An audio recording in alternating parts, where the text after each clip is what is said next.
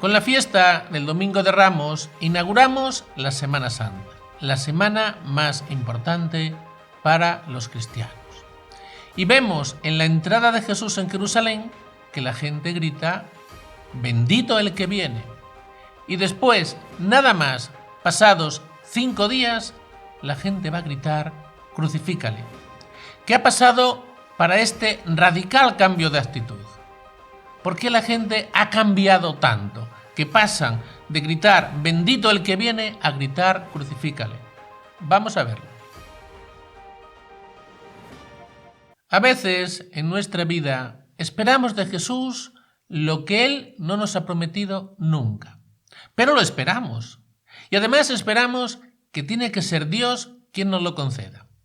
Y si el Señor no nos concede eso que nosotros estamos convencidos de que Él nos tiene que dar, ¿qué pasa entonces? Nos decepcionamos, o renegamos de Dios, o le abandonamos, o incluso, como veremos dentro de 5 días, le perseguimos, como pasó con sus contemporáneos cuando gritaron crucifícale. Y todo porque esperaban de Jesús algo que Él nunca les había prometido. ¿Y qué es lo que la mayoría de los judíos esperaban de Jesús? La mayoría de los judíos esperaban a un Mesías. Pero el concepto que ellos tenían de Mesías era bastante equivocado. Ellos esperaban un Mesías liberador. Pero no un Mesías liberador que les liberase del pecado, no. Ellos esperaban un Mesías liberador que les liberase del yugo de los romanos. Y claro, esto, si repasamos el Antiguo Testamento, en ningún lado aparece. En ningún lado aparece un Mesías liberador de los poderes de este mundo. En este caso, del yugo de los romanos. Eso no aparece en ninguna parte. Pero precisamente es eso lo que esperaba la mayoría del pueblo de Israel. Y esto se ve claramente en los discípulos de Emaús. Los discípulos de Emaús se van decepcionados de Jerusalén, abandonan Jerusalén, abandonan la comunidad de los cristianos. ¿Y por qué se van tan decepcionados? Ellos mismos dicen la causa. Nosotros esperábamos que fuera el futuro liberador de Israel.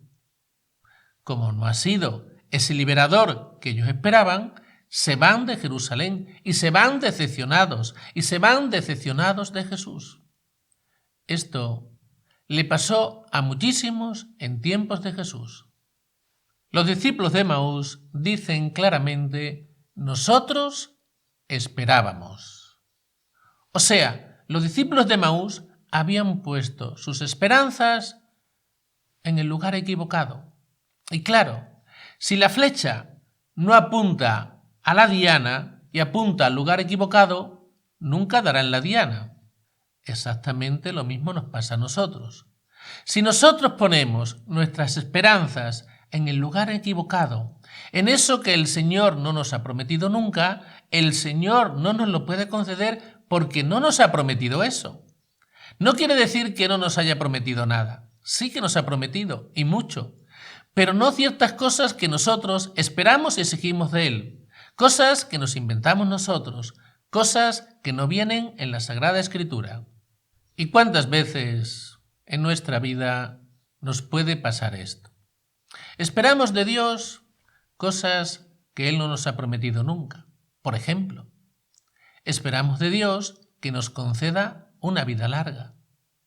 ¿Eso en algún lugar de la Escritura nos lo ha prometido el Señor? No. Y no solamente no nos ha prometido este ejemplo que estoy poniendo de una vida larga, sino que incluso Él nos avisa de lo contrario.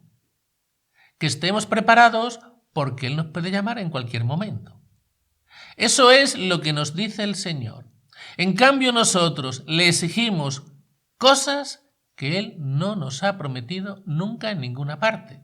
Seguimos con el ejemplo de la vida larga, que el Señor nos conceda una vida larga. No deja de ser un ejemplo lo que estoy poniendo, pero esto se puede dar en muchas circunstancias de nuestra vida.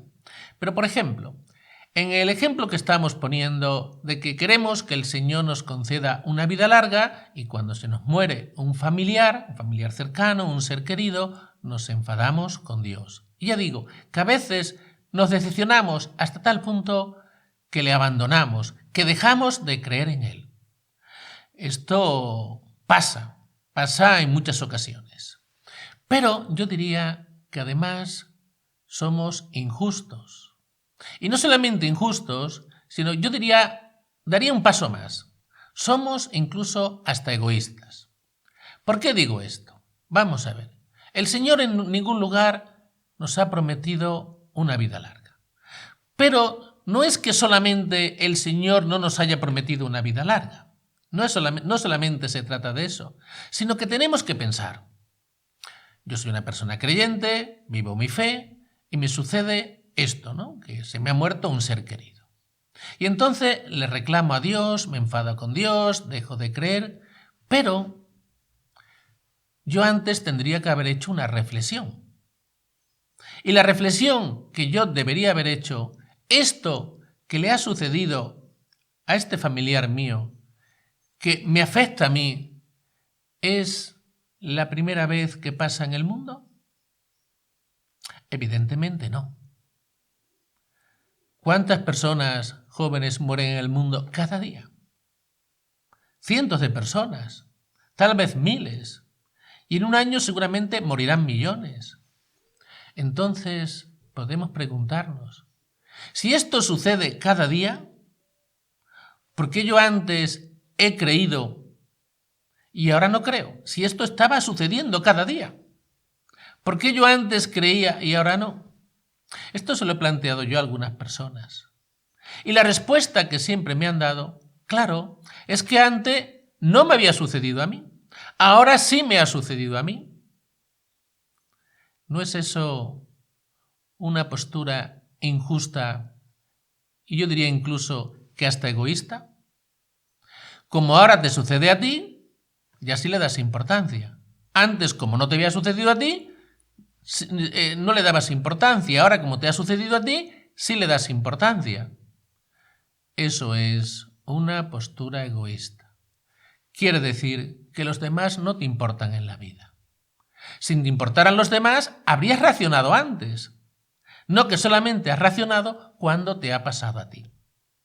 Pero mi argumento sobre todo va que no le podemos pedir al Señor aquello que no nos ha prometido nunca. Y en este ejemplo no solamente no nos ha prometido una vida larga, sino que incluso nos ha dicho que estemos preparados porque en cualquier momento nos puede llamar a encontrarnos con Él.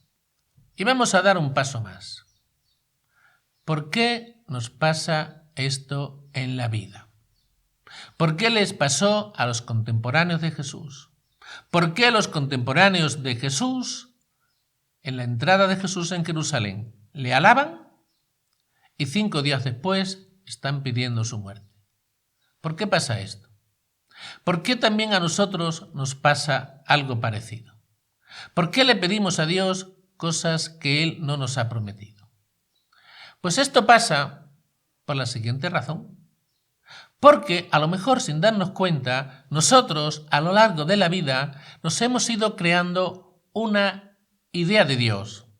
Nos hemos ido formando una imagen de Dios. Dicho de otra manera, nos hemos creado un Dios a nuestra medida.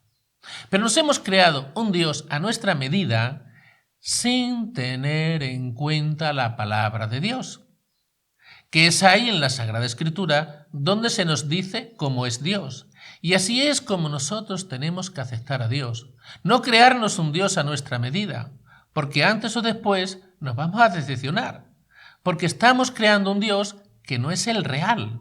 Y como no es el real, ese Dios no nos va a conceder esas cosas que nosotros esperamos de Él. ¿Por qué? Porque no es el estilo de Dios, porque no es la forma de actuar de Dios. Y ahí vamos a estar siempre equivocados. Lo importante es que no nos creemos un Dios a nuestra medida, sino que profundicemos en la Sagrada Escritura, que meditemos la Sagrada Escritura para acercarnos cada día a la auténtica y a la verdadera imagen de Dios, a la auténtica y verdadera idea que debemos tener de Dios. ¿De qué se trata entonces? Para que no nos equivoquemos, para que vayamos por el camino correcto. Se trata de esperar aquello que el Señor nos ha prometido. Y doy un paso más. Aquello que el Señor nos ha prometido siempre va a superar nuestras expectativas. Aquello que el Señor nos ha prometido siempre va a ser más grande que lo que nosotros nos podamos imaginar. Mucho más grande siempre. Y no estoy diciendo con esto hablando solamente del más allá, que también, sino incluso del más acá. Nosotros solemos pensar mucho y darle toda la importancia a las cosas temporales, a las cosas de aquí de la tierra. Como solemos decir, pensamos de Texas para abajo. Y esto no quiere decir que el Señor no piense también en nosotros, en las cosas temporales, que claro que piensa, y claro que también le preocupan. El Señor quiere, por ejemplo, para nosotros la mayor felicidad aquí en la tierra. ¿Que esta felicidad plenamente aquí en la tierra no se da? Por supuesto. Pero el Señor quiere que vivamos lo más felices posibles. Y vamos a vivir lo más felices posibles siguiendo la voluntad del Señor. Y el Señor quiere para todos nosotros un mundo donde reine la paz. Y tenemos que trabajar por ello, porque ese es el deseo de Dios. Pero Dios no se limita solamente a las cosas de aquí de la tierra. Dios quiere también para nosotros las cosas trascendentales. Dios quiere para nosotros una vida eterna. Dios quiere para nosotros una vida en plenitud. Por eso vino a este mundo, para salvarnos, para redimirnos. O sea, que Dios quiere para nosotros mucho más de lo que nosotros podamos imaginarnos. Pero nosotros tenemos que esperar siempre de Dios aquello que el Señor nos ha prometido. Y cuando entendemos esto y esperamos esto, no solamente no nos decepcionamos de Jesús, sino que además vivimos nuestra fe con alegría y con esperanza, ilusionados en el mensaje de Jesús. Esto es exactamente lo que les pasó a los discípulos de Emaús en un segundo momento. Y probablemente esto mismo que les pasó a los discípulos de Emaús les pasaría a muchos más judíos. Seguramente que serían muchos los judíos que se marcharon de Jerusalén decepcionados, porque lo que esperaban de Jesús no se hizo realidad. Ellos esperaban un Mesías liberador y esto no se hizo realidad, y seguramente muchos se fueron decepcionados de Jerusalén. ¿Pero qué hace Jesús? Se hace el encontradizo con los discípulos de Emaús. Y aquí hace algo muy importante. Les explica las Escrituras. No esa idea que ellos habían montado, esa idea de Dios, esa idea del Mesías a su medida. No. Jesús le va explicando todo lo que se ha dicho de él en la Sagrada Escritura. Y entonces los discípulos de Emaús lo entienden y lo comprenden. ¿Pero qué es lo que comprenden? El Dios que les presenta Jesús, el Dios que viene en la Sagrada Escritura. Qué pena que no tengamos esa catequesis que les dio Jesús a los discípulos de Emaús, porque tuvo que ser algo impresionante. Ahí les presentó la auténtica idea de Dios, la auténtica misión del Mesías. Tanto es así que cuando ellos lo comprenden, llegan a decir: ¿no ardía nuestro corazón cuando nos explicaba las Escrituras?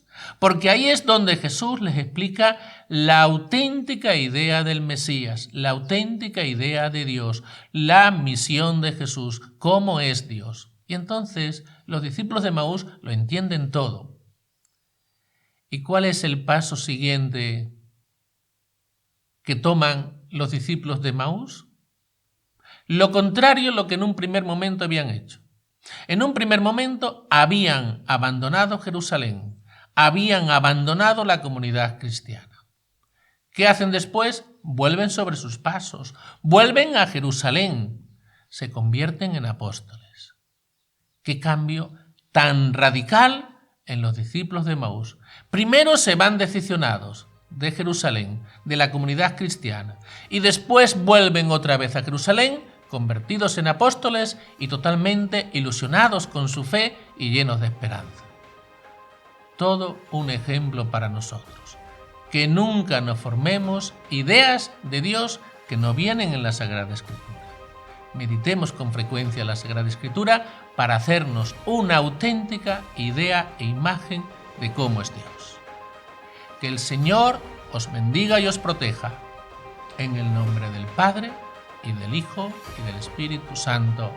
Amén.